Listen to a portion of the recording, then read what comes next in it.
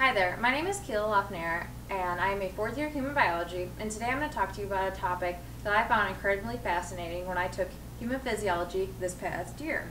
But first, I want to ask you a question. Can you identify the number one cause of death in the United States as of 2015? If you guessed cancer, you'd be wrong. If you guessed type 1 or type 2 diabetes, again, you'd be wrong. The number one cause of death in the United States is actually heart disease. Heart disease encapsulates a bunch of different diseases, but for our sake today, we're going to talk about atherosclerosis, which is the hardening of the arteries, and coronary artery disease. Atherosclerosis, the precursor to coronary artery disease, starts in the early 20s. Therefore, college students like myself should be aware of how the lifestyle that we lead now can affect our heart health in the future.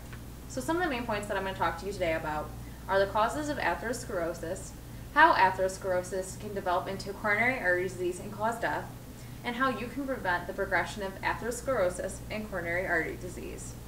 Atherosclerosis and coronary artery disease are commonly thought of as diseases that only develop in and affect older adults. However, these diseases begin progression in the early 20s, but do not start affecting our health until we are much older. According to Dr. David Crowell, who taught my human physiology class, damage to the artery lining is the first step in atherosclerosis, and this damage begins in the early 20s.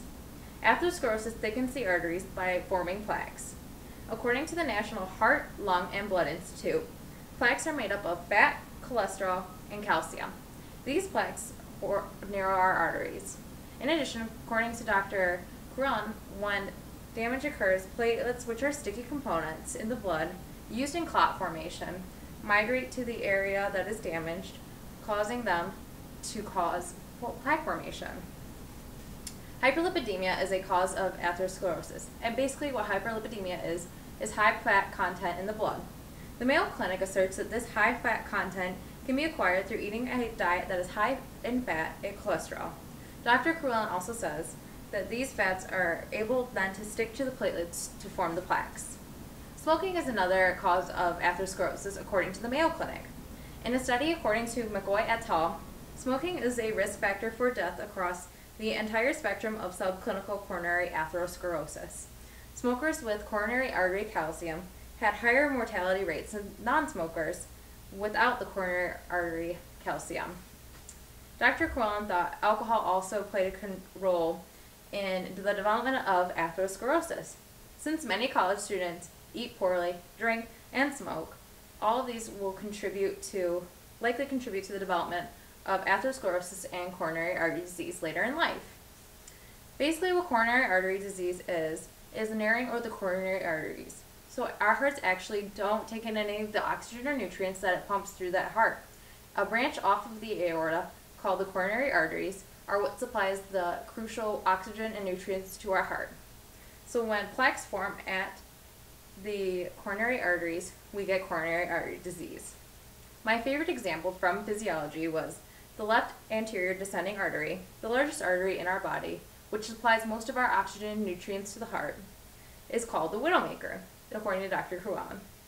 A block here in the left anterior descending artery often causes death because it carries the most amount of oxygen and nutrients to our heart.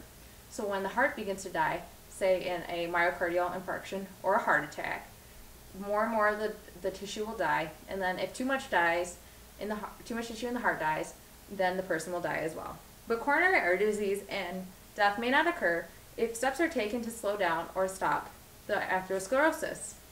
Many ways to slow down or stop atherosclerosis and coronary artery disease are by changing our lifestyle factors. So a diet low in fats could help reduce our risk for coronary artery disease and atherosclerosis. Something that I like to do is eat more canned vegetables. Canned vegetables are pretty cheap, and they're a good substitute instead of, say, French fries when you're eating a meal. So if you start substituting more fruits and vegetables into your diet in small steps, over time you'll be taking in a lot less fat. In addition, you should really reduce your smoking or try to quit altogether. You can do this by attending counseling for nicotine addiction. I also found an MSU website called Tobacco Free MSU that offers resources for students to help quit their addiction to smoking. Students are advised also to cut down on drinking.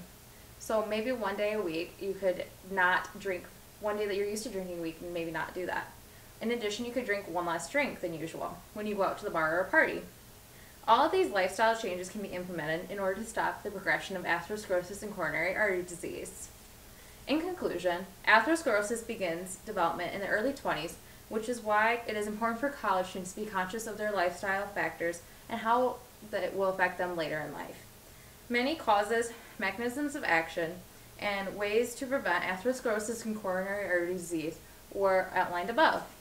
If there is anything that I want you to take away from this talk today, I want you to know that you could change your heart health by implementing these lifestyle changes. Jim Rohn once said, "Take care of your body. It is the only place you have to live." So I hope today, because of this speech, you learn to take better care of your body and to live a happier and healthier life. Thank you.